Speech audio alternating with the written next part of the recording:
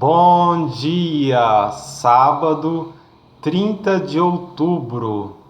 Que o Senhor possa falar conosco, mais uma vez nesse dia, em nome de Jesus.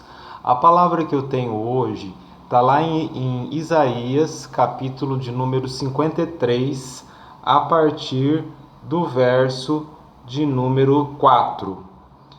Jesus tomou sobre si as nossas enfermidades. Ele carregou o nosso sofrimento. E nós que achávamos que ele estava sendo castigado por Deus, na verdade, ele estava carregando o nosso sofrimento e os nossos pecados, Esse texto é um texto bastante conhecido, E ele fala a respeito da humilhação que o Senhor passou, que o Senhor Jesus passou. Ele foi ferido pelas nossas transgressões, pelos nossos pecados. Na verdade, quem merecia esse castigo era eu, Era você, Pelos nossos pecados. Então precisaria o quê? De uma oferta para Deus, Para que os nossos pecados fossem perdoados, apagados. Então, assim, é o sangue de Jesus que nos justifica, Porque aos nossos méritos a gente é o quê? Pecador, e a gente é devedor de Deus, Porque Deus é santo, Ainda nesse mesmo capítulo de Isaías 53, aqui no verso de número 10, fala o seguinte: o plano perfeito do Senhor exigia a sua morte e sofrimento, mas depois de dar a sua vida como oferta pelo pecado, ele verá a sua posteridade. Posteridade fala o quê? Dos filhos, Então, se você é um filho de Deus, se eu sou um filho de Deus, foi justamente por essa oferta, que Jesus se ofereceu, para remissão, para perdão dos nossos pecados.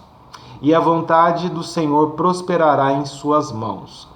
Agora vamos lá para o livro de Jeremias, no capítulo de número 18. Jeremias, capítulo 18.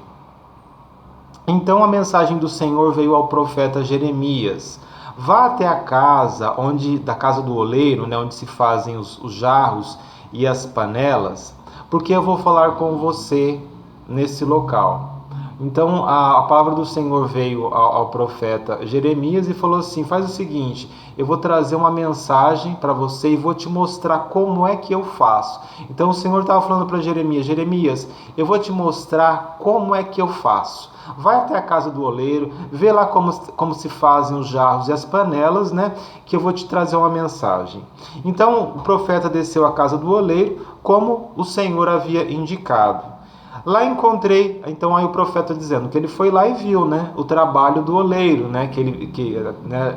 é bem conhecido isso, Tem um negócio que gira, uma base que gira, coloca ali, um barro ali, e o oleiro, o trabalhador ali, o funcionário, a pessoa que trabalha com barro, vai estar moldando aquele barro, Mas quando o vaso de barro não saía conforme lhe agradava, o oleiro amassava novamente o barro, e começou a fazer um novo jarro conforme ele queria, Então, às vezes, a gente, não sei qual a sua idade, quanto tempo de vida você já caminhou, Eu já estou na faixa dos 40, Então eu já tenho uma trajetória aí, E às vezes, as pessoas elas podem se perder, Elas têm um estilo de vida para agradar a elas mesmas. Então, assim, o coração às vezes vai endurecendo, A pessoa às vezes se torna muito orgulhosa. Ela vai criando coisas na vida, fazendo o que? Conforme a própria vontade. E assim, já chegou, depois de um tempo lá, ela vai moldando a vida conforme ela gosta, Conforme ela gosta, sem a presença de Deus. O que acontece? Às vezes Deus vai precisar quebrar esse vaso, porque é um vaso que está endurecido, A palavra de Deus diz que o Senhor, ele é capaz, de transformar aquele coração de pedra num coração, que o agrade, em um coração de carne. Um coração de carne é um coração moldável, né? Então o Senhor, né, continuando aqui o texto, ele amassava aquele barro e fazia conforme a vontade dele. Né? Então imagina, né, imagina você lá, né, naquela base, né, faz de conta que sou eu ali, né, sendo amassado. Às vezes dói, né? Às vezes dói amassar, às vezes ele tem que quebrar, e quando quebra a dor é maior ainda, né? E quando quebra a dor é maior ainda. Mas às vezes a gente precisa estar passando por esse sofrimento, né? Esse sofrimento, para que depois a gente possa ser curado por Deus, né? Então o Senhor falou comigo: ó povo de Israel, por acaso eu não posso fazer com você a mesma coisa que este oleiro fez com o barro? O Senhor pode. Ele pode fazer da gente um vaso nas mãos dele.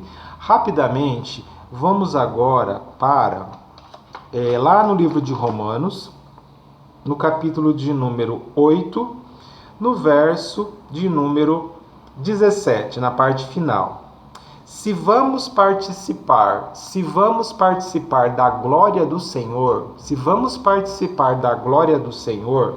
precisamos também participar dos seus sofrimentos, né? Você vê que todo esse texto, a gente leu lá em Isaías 53, fala do sofrimento do Senhor. Depois em Jeremias, né, que o Senhor ele quebra as nossas vidas e faz conforme a vontade dele, né, que às vezes quebrar dói, né, e amassar dói também. E esse texto também em Romanos 8 fala desse sofrimento, né, que esse sofrimento às vezes é necessário que para disciplinar, né, o nosso orgulho, né, para que a gente venha ser parecido com o Senhor, né? Parecido com o Senhor. O que sofremos agora é insignificante, é muito pequeno, se compararmos com a glória que virá mais tarde sobre nós. Então, se a gente pegar o exemplo de Jesus, ele ressuscitou, ele passou por todo aquele sofrimento, ele ressuscitou em um corpo glorificado, em algo muito grandioso. E é isso que Deus vai fazer comigo e vai fazer com você. Às vezes a gente está passando por sofrimento, mas aguarde, porque isso é insignificante para a glória que nos espera, porque os nossos corpos lá no final, né, depois da nossa morte e ressurreição, porque todos vão ressuscitar, a gente também vai receber um corpo semelhante ao corpo de Jesus, que é um corpo glorificado, né? Para terminar, agora vamos lá para Mateus, no capítulo 17. Mateus capítulo 17, 18, no verso de número 2. Jesus chamou perto de uma criança e colocou no meio deles. Depois disse: se vocês não mudarem de vida, né? Então Jesus pegou o exemplo de uma criança, trouxe uma criança ali perto, né? E falou assim: se vocês não mudarem de vida e não se tornarem como as crianças, nunca entrarão no reino dos céus. Então, Deus ele vai fazer o quê? Vai nos amassar, vai nos quebrar, entendeu? Para nos colocar na condição de crianças. E crianças não é infantilidade.